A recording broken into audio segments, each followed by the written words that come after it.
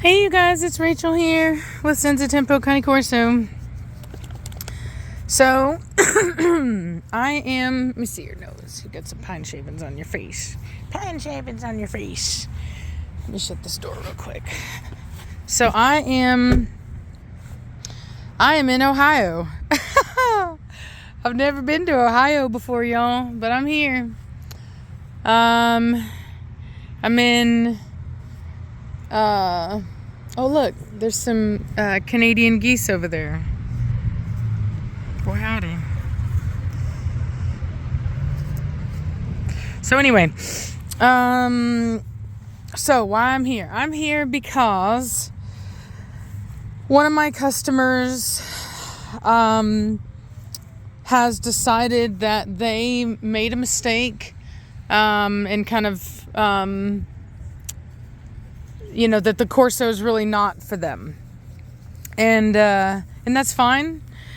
And I wanted to do a video about this because I think that a lot of people don't like to talk about when things go wrong, and everybody really wants to celebrate their successes and just how great everything is, but a lot of times, nope, I've never seen anyone talk about it the other way. And so I really wanted to today. And I wanted to talk about it because if it's done correctly, then it's actually not, it's really not the end of the world. It can be, it could be managed. So this guy, we had kind of talked and he, he really wanted to try, and I was like, okay, he really wanted to try the Corso, and I was like, all right, well, let's start with a female. And we did that, and it just kind of turned out that, even though the dog is very well trained, she's trained in, I think, German, where they do the plots and the this and the that and all that stuff. I'm not super big on that kind of stuff, but she does it all. However, there wasn't a good matchup in the other areas of their relationship. So there wasn't a good foundation of respect, and so the dog had assumed a position of authority in the home, and that's just one of those things that can happen with Corso. They are a dominant breed. Not all of them, but some of them will try to assert themselves. And when they do, if you handle it and you communicate in an effective way to the dog that where their position is and where your position is, then, it's fine and it's great and it's not a problem. But if sometimes, the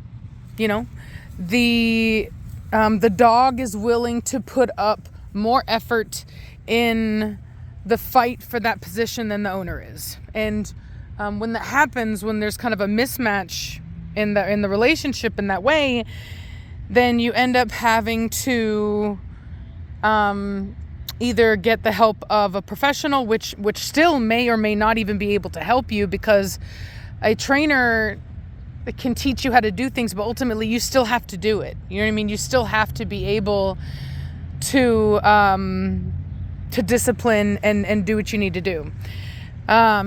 So in this case, the owner was basically just like, he knew that it was really just beyond his abilities, and that's fine. So he contacted me. The puppy is, I want to say, between 4 and 5 months old, I believe. So, and that's a very crucial part of this, is that the puppy is still young enough to be able to be molded and retrained and molded into a dog that can go into a home and be someone's loved pet. You don't want to wait.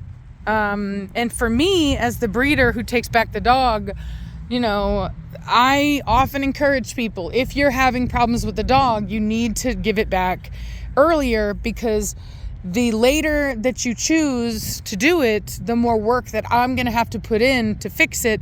And at a certain point, there's no guarantee that you'll even be able to fix it. What you doing? Come here.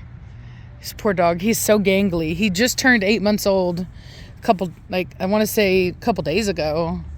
And, or maybe a week ago. I think it was around the 8th. But anyway, he's a clumsy. He's going through a really ugly phase right now. I hate to say it. I love him. He's a beautiful dog, but he's just going through a really ugly phase. But anyway, so, to respect the process, it's like, yes, you need to take your time and try to fix it. However, what I will tell you is that, it doesn't actually take that long. Like, I'll get this dog and I'll have her fixed in a week. Like, probably less, you know what I mean? She'll probably try that nonsense with me like one time. It'll be over and then that'll just be it. And, because I won't tolerate it the same way. I'm not going to, my behaviors and activities will not be the same. And so I won't get the same results. I'll get better results. And, this dog is already, I've already found her a new home, and she's going with a family that's, I would say more, I call it old school, but you know what I mean? But just not a part of this new group of trainers and people that really think about their dogs more like human children, and they apply a lot of human psychology to their dogs, and they just really super complicate dog ownership. And so I'm gonna spend a week training her, and I'm very confident that she'll be perfectly fine, going forward. And and I will say that this litter was particularly spicy, even for females. Wasabi is out of this litter, and Wasabi was she's tough. I mean, I will say though that for us, we have so many of these dogs and we've raised so many of them. We don't take it personal. We don't treat it the same way. We don't think of it the same way.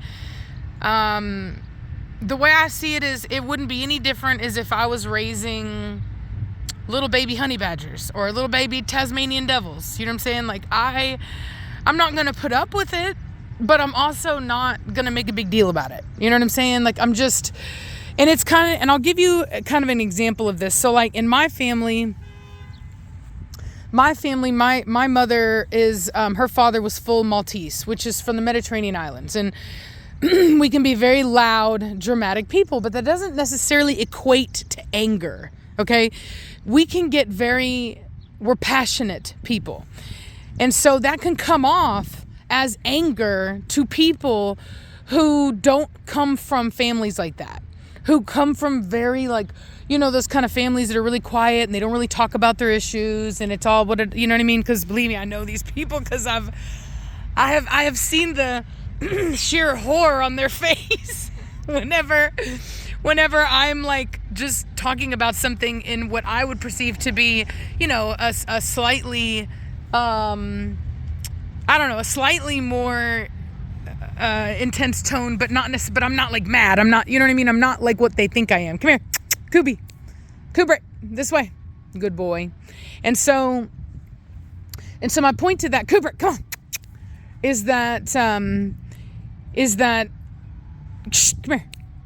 Good boy. It would be like getting a child from a home like that into a home that's like super duper, like kind of vanilla in that way. You know what I mean?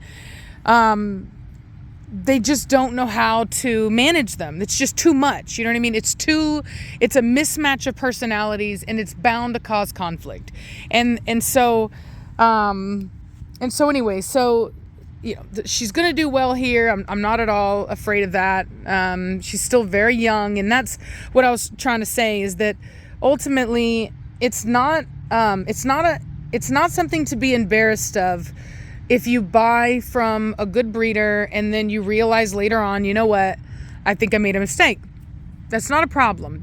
That a good breeder is not going to make you feel bad. I didn't, you know what I mean? I didn't have any emotion whatsoever to this guy. You know what I mean? It's not a crime to admit that that it wasn't the way forward. Like, it doesn't really matter. The only time that I ever get upset is when a person does not take my advice. When I hear about this kind of thing, I'll help you a little bit, and then if it's not working, I'm like, okay, look, you need to come ahead and just bring me back the dog, because at this point there's going to be, we're doing more damage. You know what I mean? The dog is getting older. Now we're developing habits. Like, come here, Kubrick. The likelihood that we're going to be able to get this sorted and back to 100% is getting, statistically less possible. And it doesn't mean that dog still can't be in a home, but the idea that dog could ever be fully rehabilitated to where it doesn't have any lasting behavioral issues from that time, it starts to diminish. And so it is very important that you respect the dog and you respect the breeder by figuring this stuff out in a more timely manner, so that we can make the best decision for the dog while it's still young enough to be able to fully recover. And so anyway, but having said that, we take our dogs back at any time. I'm just saying that, if you're in this situation, if you've purchased a dog from a breeder and, it doesn't work out, don't hold on to the dog for all the wrong reasons and then thus cause more problems, right? So it's better to just go ahead, just recognize that, it didn't work out. It's not a big deal. Let's just work together to figure it out. So this guy originally, he lives in Chicago, and so we met halfway, and that for me is, or for us, is Ohio, Youngstown, Ohio. So anyway, so we're here, it's nice. There's some pretty trees, and it seems nice enough. Seems like a nice area. Kubert, she's a sweet baby. She's a sweet baby. You're a sweet boy. You are. You're a sweet baby boy. You're a sweet baby boy. Yeah. Yeah. So I decided to bring Kubrick because he's a baby, and but he's not too much of a baby to be able to help me out if I needed any help, because he ain't no punk. He's got his huevos. He's 8 months old, and he's ready to handle business if necessary. Is that a stick? Is that a stick? Oh, you found a stick. Look at that. What is that? So, in conclusion, right? In conclusion, just go get it.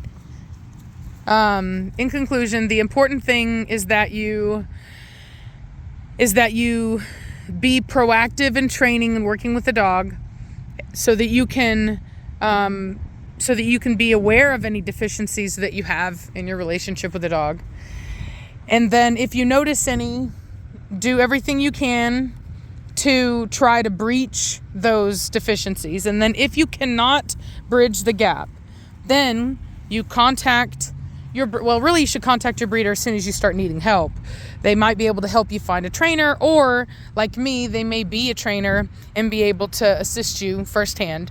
But in the event that you can't, that you can't do it on your own, contact your breeder. They'll come and pick up the dog if they're a good breeder. Not all breeders are good breeders, and that's why it's really important that you not just buy the cheapest dog you can find, because then you won't have any of these kind of support systems, and then you're going to be trying to rehome a dog with behavioral issues, and nobody's going to want to take that dog, and then you're either going to lie to people and put people in danger by putting that dog in someone's home and then risk the karma from that, or the dog's going to end up in a shelter, and that's not fair to the dog or the shelter either, for having to rehome a dog that, really and truly you should be, taking responsibility for.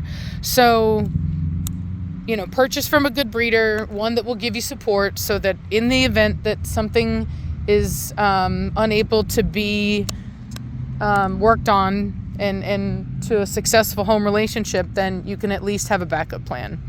So like I said, this girl, she's already got a home. She'll be going home, I think, next Sunday.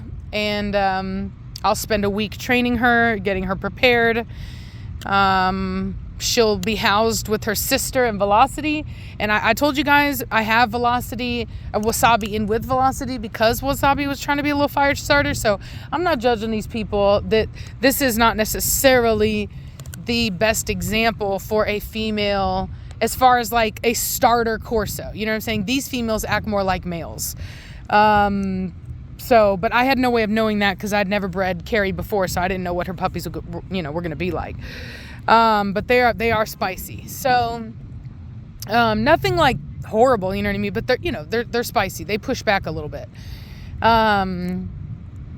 So anyway, having said that, I did offer them Izzy. Izzy is already, a grown dog. She's a very sweet dog, very submissive dog, and I think they are just kind of Corso'd out. So anyway, so that was that. I do try to always work with people. So sometimes, I will offer a replacement unless it's just like a situation where they can't have another dog, or, whatever, like a situation like this where there really just doesn't need to be another Corso in the home.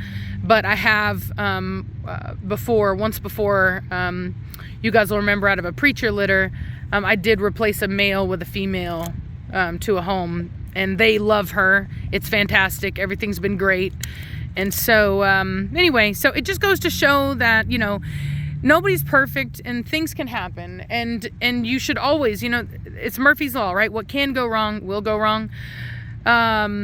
So having said that, it's really important to just be open to that and just make sure that you're doing business with somebody that's going to help you find a solution. That way everybody is getting their needs met. You, the dog, everybody, the community. So that's all I got to say about that. Hope you guys are having a good day, and I'll talk at you later. Bye.